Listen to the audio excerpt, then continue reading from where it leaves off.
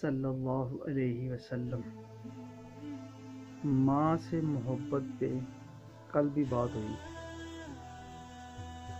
माँ की जो मोहब्बत है वो हर आदमी को नहीं मिलती।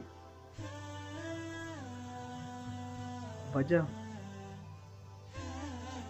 किसी को माँ नहीं मिलती और किसी को माँ मिलती है, उसकी मोहब्बत नहीं है। माँ जो है ना, माँ वो अनमोल तोहफा है।